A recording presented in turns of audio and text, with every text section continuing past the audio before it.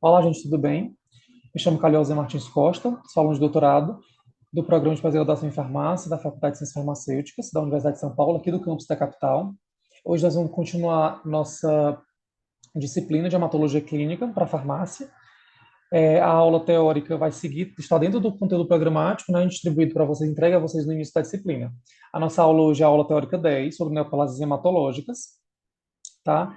E eu gostaria de lembrá-los que qualquer dúvida que vocês tiverem, né, sobre esta aula de hoje, inclusive também sobre quaisquer que sejam as outras aulas, é importante que vocês entrem em contato comigo, presencialmente ou até mesmo por e-mail.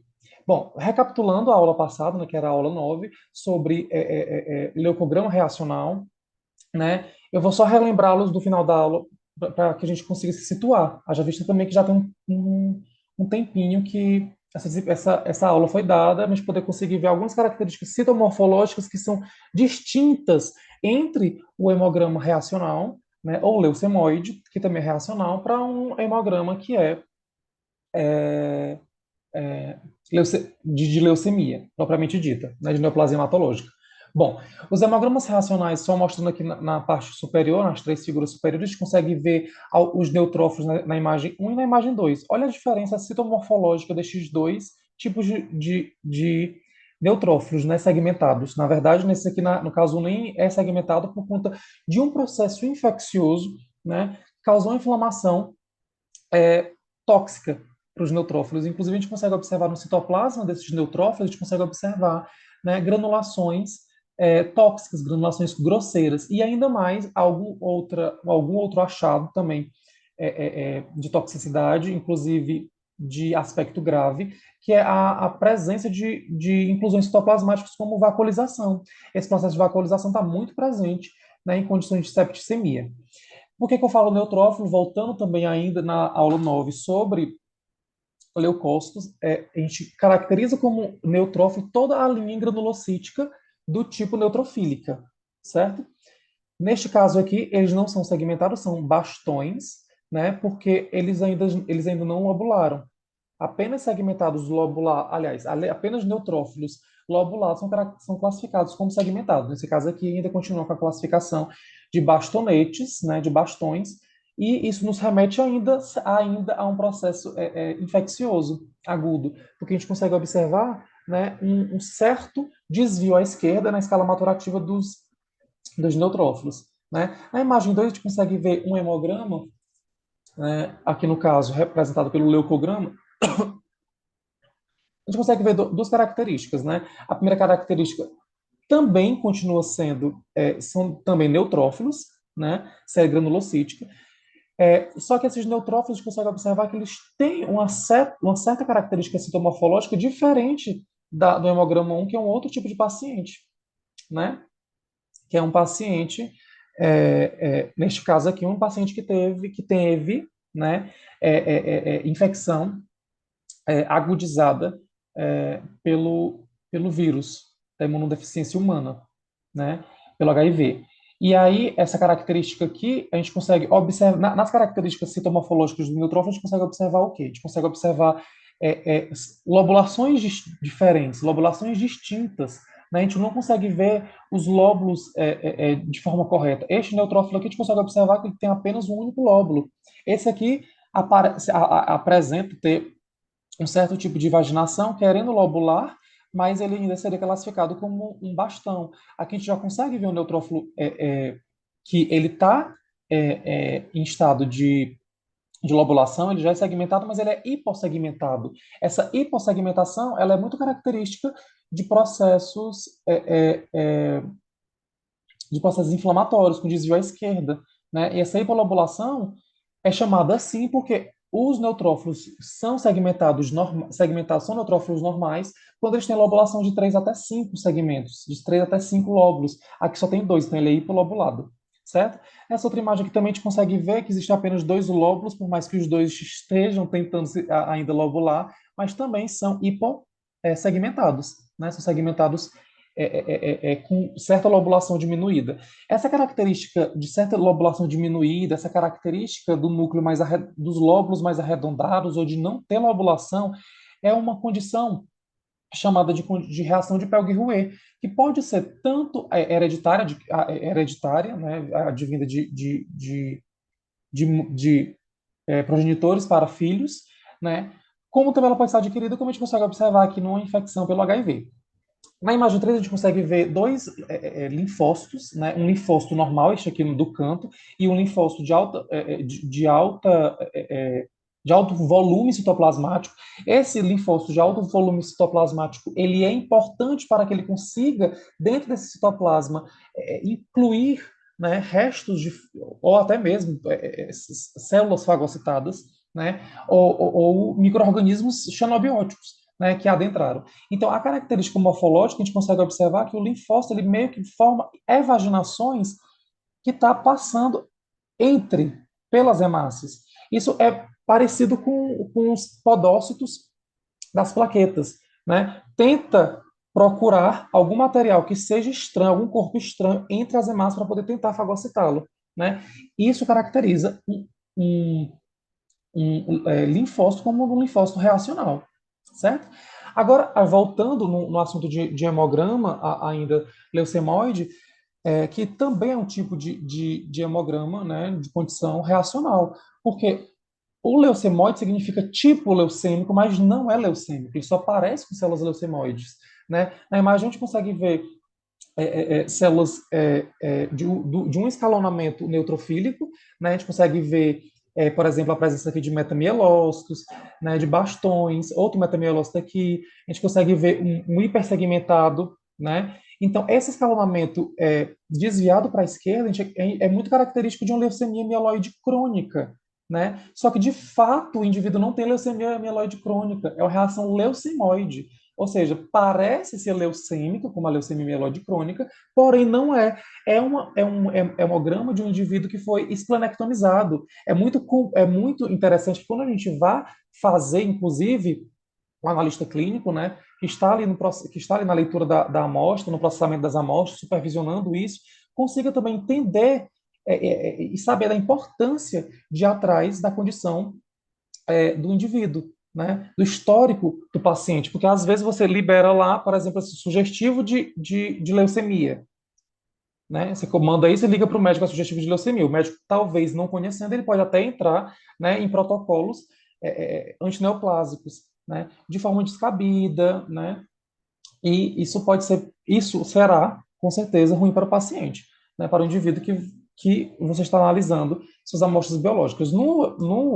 Nessa outra figura, nessa última figura, a gente consegue observar vários linfócitos no mesmo campo, né? E nas aulas passadas, como eu deixei claro para vocês, a gente lembra, a gente remete, né, à porcentagem de linfócitos, né, que é um tipo de leucócito, a porcentagem de linfócitos que tem na circulação que varia de 25, de 20, inclusive, até 50%.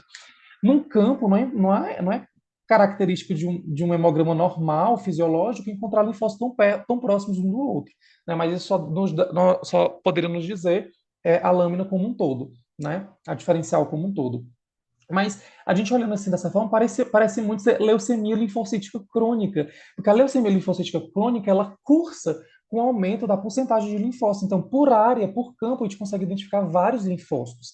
Só que associado a esses linfócitos, numa leucemia realmente, propriamente dita, a gente consegue também observar algumas manchas nucleares de fragilidade citoplasmática, né? Que não é, neste caso aqui, nessa condição aqui não é o caso. E a gente consegue também observar algumas outras características, né, que distinguem esse hemograma como reacional, como leucemoide, porque também existe uma baixa relação núcleo-citoplasma, não há presença, por exemplo, há presença, na verdade, de um citoplasma maduro, um citoplasma mais claro, um citoplasma, inclusive, com grânulos, e esses linfócitos são classificados como linfócitos grandes e granulares, que são linfócitos que estão combatendo algum tipo de infecção viral, certo? E agora sim, sabendo essa diferença, a gente vai entrar em neoplasias hematológicas, que é o tema principal dessa nossa aula, tudo bem?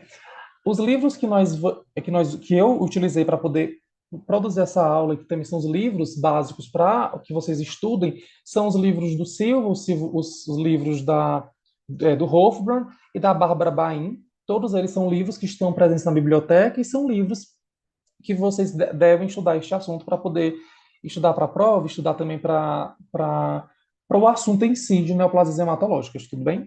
Bom, é importante que nós comecemos falando da importância de se estudar a neoplasia hematológica, né, por conta de a gente saber da importância da hematologia clínica e também saber de como é que está a prevalência, né, nas neoplasias no mundo. Né? As tendências globais de malignidades hematológicas da década de 90 até 2019, de acordo com os Zhang colaboradores, no ano passado foi publicado, a gente consegue observar que as leucemias elas tenderam a diminuir, né? Esse ASIR e ASD, o ASIR é a incidência e o ASD é mortalidade, certo? Então, na incidência, existiu uma certa diminuição, né, das leucemias, ó, que a gente consegue observar a incidência diminuindo na casa de 0,68%, né? Só que houve aumento, né, do mieloma múltiplo e aumento também de linfomas do tipo não Hodgkin. É uma terminologia já ultrapassada, né, porque os linfomas não Hodgkin eles são classificados dessa forma porque são vários tipos de linfoma dentro dos linfomas não Hodgkins, né? E também levando em consideração aqui uma diminuição até muito parecida com a de leucemia são dos linfomas do tipo Hodgkin, certo? Em relação à mortalidade, a gente consegue observar que todos os tipos de leucemias, elas reduziram a taxa de mortalidade.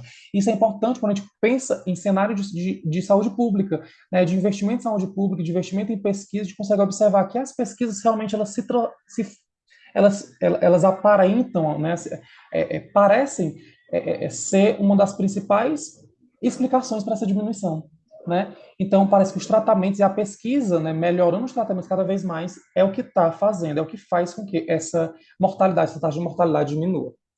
Bom, de todas as neoplasias, né, que também as neoplasias são classificadas como cânceres, né, esses cânceres, eles são, de forma etiológica, classificados, designados por acúmulo de mutações genéticas em uma célula, em um tipo específico de célula. E é esse tipo específico de célula mutada que vai ficar se produzindo de forma indistinta, né, indiscriminada, até produzir uma massa sólida, uma massa líquida, né, com a alta quantidade de células. Né? Os tipos de herança que a gente tem para o câncer de herança, aliás, os tipos, né, de etiologia para a neoplasia, né, para a instalação do câncer, tem etiologia, né, de herança genética, advinda de pai, de mãe, de outros familiares, né, traços genéticos, e fatores ambientais. Tá? Entre a herança genética, a gente tem, por exemplo, os exemplos, síndrome de Down, síndrome de Bloom, anemia de Fanconi, e os fatores ambientais, a gente tem os agentes químicos, como fármacos também é agente químico, mas eles acabam dando essa outra classificação. Mas agentes químicos, fármacos, radiação, infecções, e essa seta que ela está mais grossa não de forma aleatória, não. Tá? É por conta de realmente os fatores ambientais eles terem uma maior participação, né, nesse aumento da prevalência. Certo? Bom, somados todos eles, herança genética e fatores ambientais, eles podem culminar em alterações citogenéticas críticas. Essas alterações citogenéticas críticas, elas acabam fazendo com que o proto-oncogene, que é um gene oncológico que está em equilíbrio com o gene supressor, essa relação acaba se desequilibrando. Esse desequilíbrio aumenta a produção de proto-oncogenes mutados, que aí a classificação já muda para oncogenes, né? E diminui a expressão de genes supressores, que são genes que estão diretamente antagonizando a atividade desses oncogenes. Certo? E aí dá uma proliferação excessiva e falha na apoptose, que seria importante, porque é importante, na verdade, para poder reduzir, né, essa potencialidade cancerígena, neoplásica, certo? Bom, os tipos de anormalidades genéticas que causam as hemopatias malignas, né, a hemopatia são patologias sanguíneas do tipo malignas, né, também chamadas de neoplasias hematológicas. Os tipos de anormalidades genéticas, que as duas heranças, aliás, que a herança genética e que os fatores ambientais podem combinar são mutação pontual apenas quando um único nucleotídeo ele é trocado por outro, né, uma mutação bem pontual mesmo, é só, por exemplo, a timina sendo trocada por uma guanina. Existem anomalias do tipo translocação, onde parte de um locus de um cromossomo migra para outro cromossomo e aquele cromossomo, de forma única, dentro da célula, ele acaba produzindo proteínas que tem também funcionalidades anormais, né? Deleção cromossômica parcial, parte do cromossomo ele foi perdido, né? É deleção. A duplicação cromossômica, que a gente tem, tipo, duplicação seria o aumento de um outro cromossomo, a gente tem uma doença muito comum que acontece isso, é a síndrome de Down. A síndrome de Down, também conhecida como trissomia do 21, aumenta, né? Duplicou um cromossomo ali, certo? Existe também metilação de DNA e dessa desacetilação de estonas. Essa acetilação acaba ativando muito a cromatina, e essa cromatina ativada, essa cromatina é, é, é, ativada, ela consegue ter um potencial genético. Então, acaba disparando mitoses exacerbadas nas células que já têm potencial, né, neoplásico. Certo? Essas são as principais. Bom, a gente consegue, falando ainda dos oncogenes, que são os proto-oncogenes mutados, a gente consegue falar que as mutações oncogenéticas do tipo translocações, né, elas são as mais importantes, aliás, são uma das mais importantes e são as que têm maior presença, né, que são mais incidentes para aumentar a prevalência, né, das leucemias. A gente consegue observar dos tipos principais, né, é a translocação BCR-ABL1, também chamada de cromossomo Filadélfia. Esse cromossomo aqui é chamado de cromossomo Filadélfia. Aliás, esse aqui é chamado de cromossomo Filadélfia. E esse cromossomo Filadélfia, ele é um cromossomo que está presente na leucemia, na leucemia mieloide crônica, certo? Na leucemia mieloide crônica, certo? A gente consegue ver, ó, a translocação, o braço curto, aliás, a região locus ABL do braço longo, o braço longo é chamado de Q. O braço longo, ele migra para o braço, aliás, o locus ABL do braço longo migra para o locus do cromossomo 22, né? Do cromossomo 22 na posição 11, né? Então, olha como é que como é que é chamar a translocação. A translocação do cromossomo 9 para o cromossomo 22, né? E o que translocou? O que mudou de um lugar para o outro? Foi a região 30, o locus da região 34 do braço longo para o locus da região 11 do braço longo. Entendeu? E também chamado de BCR-ABL, porque esse locus também é chamado de BCR, e essa região onde ele vai é próximo da região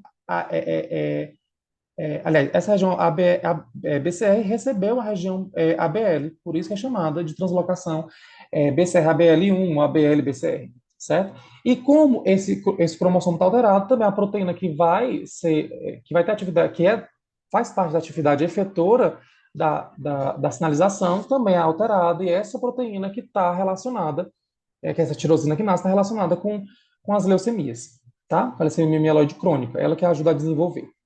Bom, e aqui a gente consegue ver os quadros, né? A gente consegue ver, por exemplo, a leucemia mieloide aguda, existe translocação do cromossomo 8 para o cromossomo 21, quais são os genes envolvidos. Então, esses gráficos aqui, esse gráfico aqui, essa tabela está presente também no livro de Hofburn 2018. A gente consegue ver como é que acontece certos tipos de translocações, tanto nas leucemias mieloides agudas, como em leucemia mieloide crônica e leucemia linfocítica, tá? Aguda e crônica também. Bom, e aí como é que acontece? Existe essa mutação, né? Essa alteração genética. Essa alteração genética, ela ocorre dentro da célula, e esta célula, ela é uma célula com alta capacidade mitótica, sendo que antes não seria, por conta de não ter o gene da apoptose funcionante, e ela pode clonar, ela pode virar vários clones, e são esses clones que formam a massa neoplásica, a massa cancerosa, cancerígena, né? Mas existem dois tipos de progressão clonal. Uma progressão linear, que está representada em A, e uma progressão ramificada.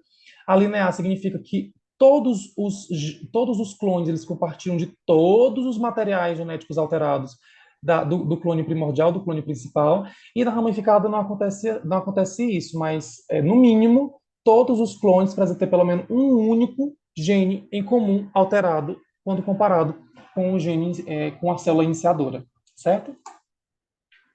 Certo.